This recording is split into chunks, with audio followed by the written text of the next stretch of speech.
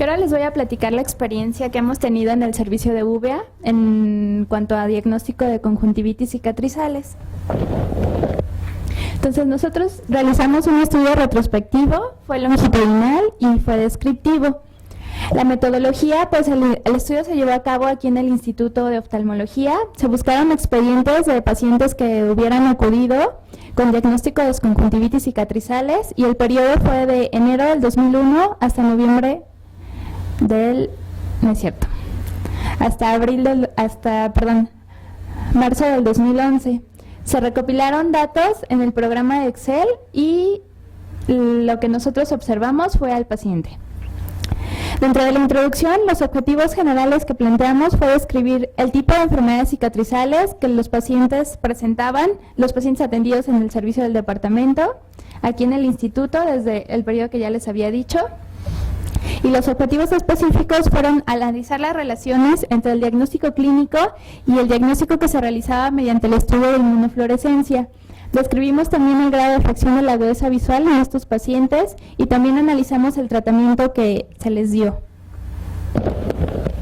Bueno, nosotros tenemos un total de 59 pacientes. De estos, la mayoría son mujeres, que fueron en total 42, y el restante fueron hombres. La tabla por grupo de edades, tenemos que el mayor porcentaje de pacientes es mayores de 50 años, con una incidencia más alta en pacientes de 71 a 80 años. Y las agudezas visuales mejor corregidas de estos pacientes las catalogamos en varios grupos según la escala de Logmar. Entonces tenemos principalmente dos grupos que predominan, que son pacientes con deficiencia visual leve y pacientes con casi ceguera. Esto lo correlacionamos con el grado de severidad que ellos tenían, que les voy a presentar un poquito más adelante. Entonces, esta es la agudeza visual del ojo derecho.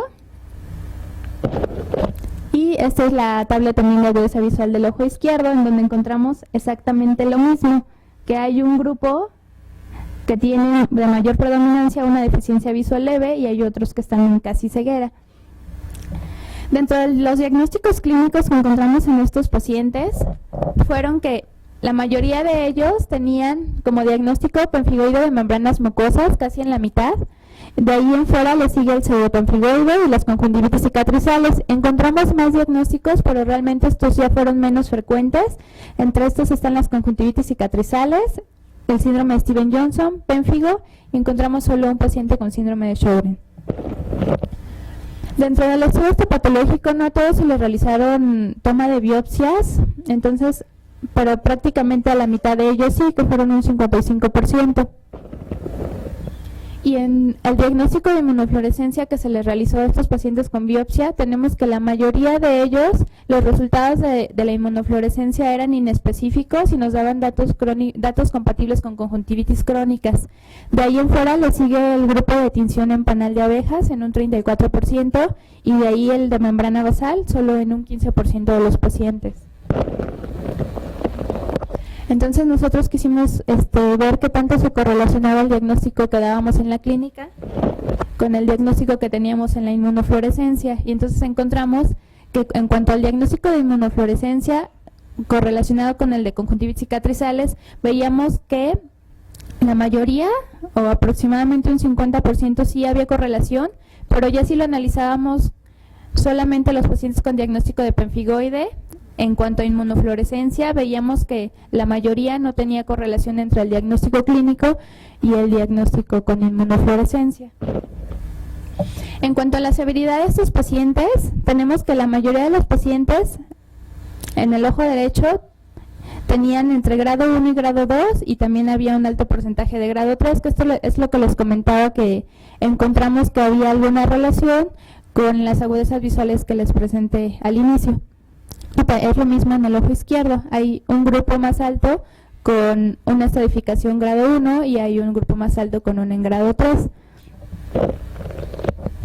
Las manifestaciones clínicas que estos pacientes presentaban, pues la mayoría de los pacientes, en un 70% o más, presentaban hiperemia conjuntival, y de ahí en fuera la otra manifestación más frecuente que tenían era alteración en párpados, y de aquí les mostramos la tabla con todas las alteraciones en párpados que encontramos en nuestros pacientes. Dentro de las comorbilidades tenemos que el mayor grupo de porcentajes se hacían con diabetes e hipertensión. Y en cuanto al tratamiento que nosotros le dimos, hay pacientes que solo ameritaron tratamiento tópico, pero hay algunos de ellos que ameritaron que se les diera tratamiento sistémico. Y principalmente, si nosotros lo analizamos aquí en la tabla, aunque son pocos pacientes, vemos que la mayoría de los que ameritaron tratamiento sistémico se tuvo que realizar con más de 2 inmunosupresores, o por lo menos 2. Y bueno, ya para como la discusión, los dos estudios que nosotros revisamos son una tesis de posgrado del doctor Zúñiga y una tesis de Achín Robles. Entonces ellos correlacionaron el diagnóstico por inmunofluorescencia, tanto directa como indirecta. Entonces vemos que el trabajo del doctor Zúñiga, en un 13% salieron negativas, comparado con un 25% de Robles. Igual en las demás patologías vemos que realmente los resultados son bastante, o se correlacionan bastante bien. Y en cuanto a la discusión entre pénfigo vulgar y pemfigoide cicatrizal ocular, tenemos que el pemfigoide cicatrizal ocular, pues como su nombre lo dice, solo tiene manifestaciones oculares. Se ha visto que es parte del espectro del pemfigoide cicatrizal de membranas mucosas, y dentro de este cuadro la afección conjuntival en estos pacientes es hasta de un 60.2%, que es como que los datos más característicos, y que de verdad va a producir, o en una mayor frecuencia va a tener como alteraciones, cicatrización en la conjuntiva. En cuanto al pénfigo vulgar, tenemos que su involucro ocular es poco común. Hay muy pocos estudios en los que se ha visto la relación de pénfigo vulgar con alteraciones oculares o con manifestaciones oculares, y tenemos que de estos, realmente en esa serie que se realizó en el 2005, se encontró que solo un 7% de los pacientes con pénfigo vulgar presentaban manifestaciones oculares. El pénfigo vulgar lo que va a presentar principalmente es alteraciones en la conjuntiva y en los párpados. Característicamente va a dar datos de una conjuntivitis no cicatrizal, es lo más frecuente que el pénfigo vulgar va a presentar. Y las lesiones más comunes son en párpados inferiores, en el tercio medio. Las lesiones en piel y en mucosa siempre van a estar presentes en el pénfigo vulgar, y estas lesiones en piel siempre van a preceder a las oculares, y en diferencia del pemfigoide cicatrizal ocular, no va a afectar la agudeza visual.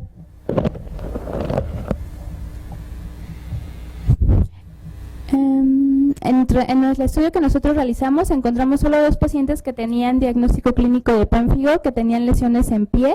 Entonces, por esta razón es muy importante que también valoremos no solo los ojos de los pacientes, sino también ver alguna otra alteración sistémica, y revisar también piel y mucosas. Y en cuanto a la población mexicana, el pemfigoide cicatrizal ocular, 50% de los pacientes que se revisaron en un estudio realizado por el doctor Espino Barros, 50% de ellos tenían manifestaciones extraoculares, principalmente en orofaringe. Ya de ahí en fuera le sigue afecciones en mucosa nasal y en mucosa genital. Y el estándar de oro para realizar el diagnóstico pues es la inmunofluorescencia, que realmente tiene una sensibilidad del 60%. Y aparte de esto, como nosotros, lo que nosotros notamos es que no hay mucha correlación entre el diagnóstico clínico con el diagnóstico por inmunofluorescencia, pues tal vez valdría la pena hacer también otros estudios que aumenten un poquito más la sensibilidad de los diagnósticos, y principalmente buscar anticuerpos séricos contra las beta-4 glicoproteínas o bien contra la desmogleína 1 y 3. Entonces, dentro de los resultados vemos que la mayoría de los pacientes estaban en un grupo de buenas agudezas visuales en cuanto a la agudeza visual inicial y la final que tomamos.